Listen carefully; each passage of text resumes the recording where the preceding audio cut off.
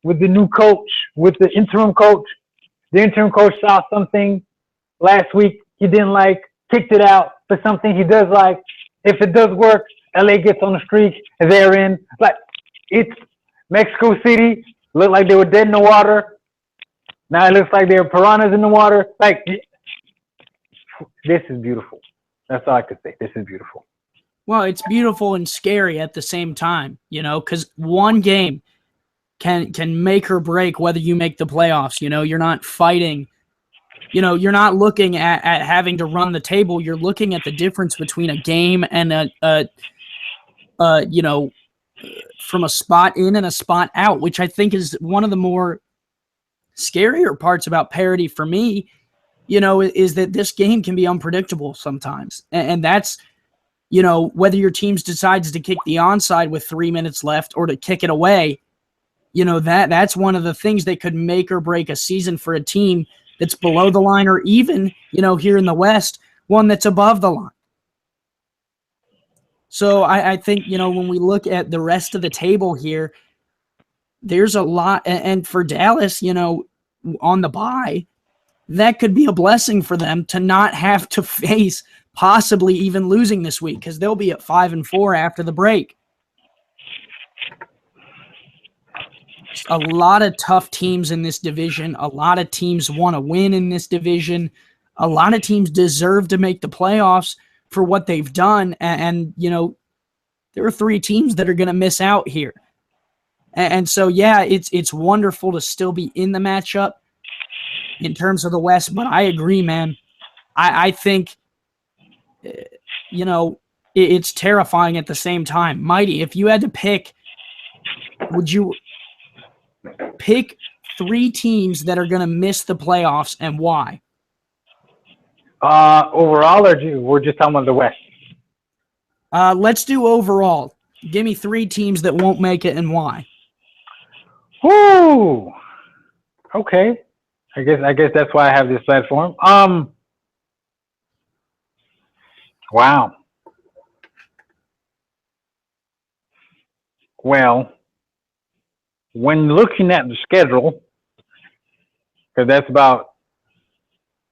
that's what you got to go off of. OKC got a tough slate, their last 3 games is home against the hot Aztecs. Away, they gotta come to Alaska, where the Storm haven't lost a game in their franchise history. I can say that in 1 year. Anyways, and then they gotta finish the season home against the Sharks, where I believe Andy's slowly getting his feet under him. That's going to be a tough ball game. Win out, OKC's in, but I don't like their chances winning out, because I don't like their chances of winning this week, let alone win out. So I don't like OKC would be my number 1 out. Because of their, the mix between their schedule and what is, necessary for them to be able to make the dance. Right. You look at St. Louis's schedule.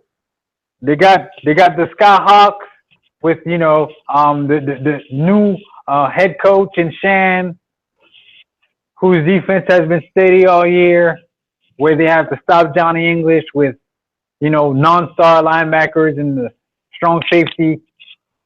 I don't like their chances there. Then they got to face the Angry Crabs team that's coming off that a humiliating loss on a national, national broadcast. And then they got to end the season against Sioux Falls. Like, that is not an easy slate. That's a ridiculous slate of games to have to win out to be able to make the playoffs. So, right. Andy, you give me your 3. All right. Yep. So for me, man, I think, I'm going to agree with what Mighty said there. I think St. Louis, they put in a valuable effort, and I think, this just isn't their year. I think next season could be one of the years that they start, pushing and fighting for, playoff contention. But I think, like Mighty said, with their schedule, it's just not favorable to head to the playoffs with.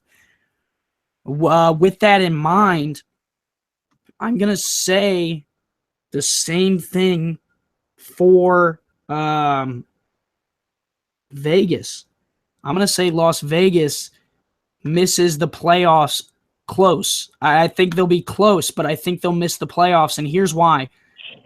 I think, they have a tough schedule. I think LA this week, it's going to be tough.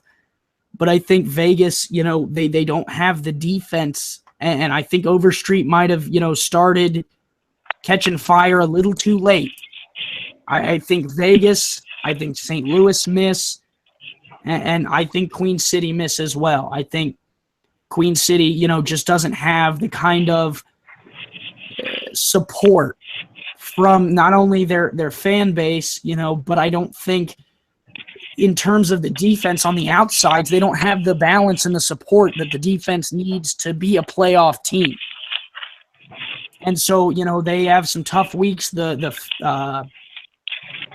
tiebreakers aren't necessarily in their favor, considering that they're fighting with Carolina and St. Louis and Baltimore and those teams. I think Queen City, I think Las Vegas, and I think St. Louis are the ones that miss out on the playoffs this year. Those are my three. And I would say we could do 3 playoff locks, but, I would assume that everyone would take Tallahassee and Sioux Falls as their 2, and then the third would kind of be a toss-up. Wouldn't you say, Mighty? Yeah, pretty much. I don't know if you could consider anybody in the West a lock to make it because of how packed the standings currently are. But in the it kind of all depends on this week's kind of games as well. Because if Sioux Falls stumbles this week and then they're at 6-4, they're having to face other teams. They're having to face they gotta remain on their toes to make sure that they take care of their business. Because if they stumble, like I said, excuse me, if they stumble this week and then next week they don't, cross their T's and dot their I's, so to speak, and they stumble again, they're, that last week of the season, they're right there in the middle, and everything's up for grabs. So we're still, far removed away, or too far removed away, to really put in Sioux Falls as a lock to make it, at least to me. Yeah, I think that's a fair, statement, and it's definitely possible, man. I think the West has a lot of parity still, so we'll have to see what happens, and I think that's the point in saying that this week is vital, for both conferences. Who knows what will happen, and this week is the first kind of real feel we have for who's a playoff team and who's not, and some huge matchups this week all across the board.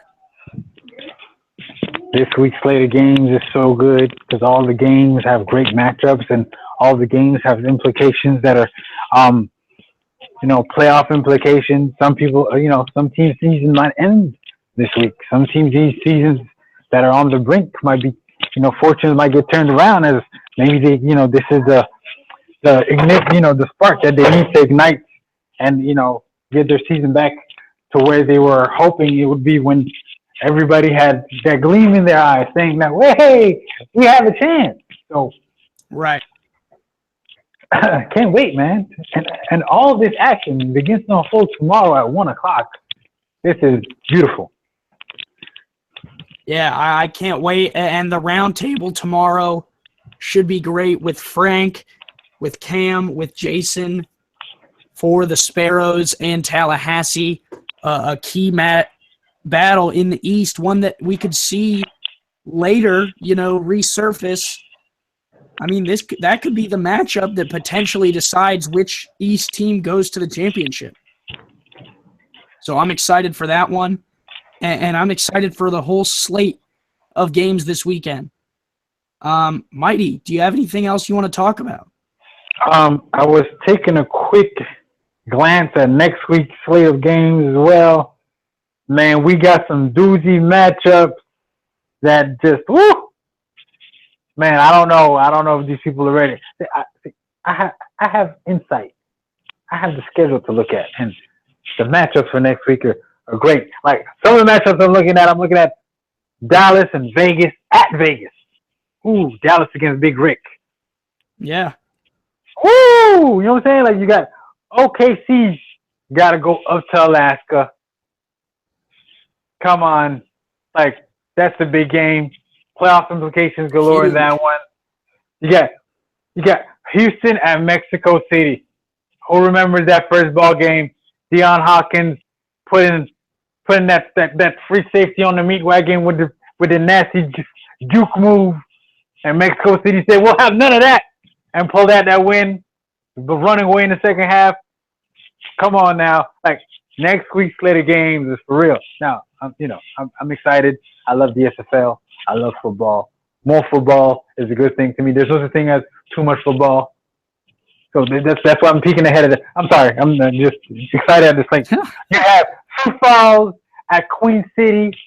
You know, the last time they played, it was a tight ball game until the fourth quarter, and then Sioux Falls just blew the top off.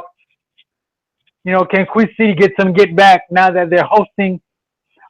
You got St. Louis at Baltimore. Baltimore is licking their chops from just that whooping they took in front of everybody in prime time. St. Louis, are they prepared to go to Baltimore? Tough place to win, tough place to perform to be exact. And then you got the Swarm, the Skyhawks. Playoffs probably gonna be on the line there. Shan got a little recipe going on defense. Can he, keep that offense going enough to score enough points to eke another win, and then, yeah, so to me, the game I want to watch next week is Houston, Mexico City. But that's just to me. And mind you, my team's playing. So that'll be crazy. That's the game. That game is circled.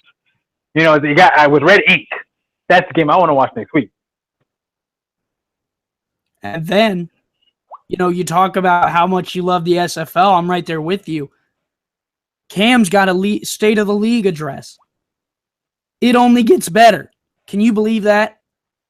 I can't wait with it to see what he has in store for, and all the news he has for us. A great league, and it's only getting better, man. I personally have seen a little bit of the improvements. Man, unbelievable. Unbelievable. I don't understand how this man continues to find ways to improve upon an already impeccable product.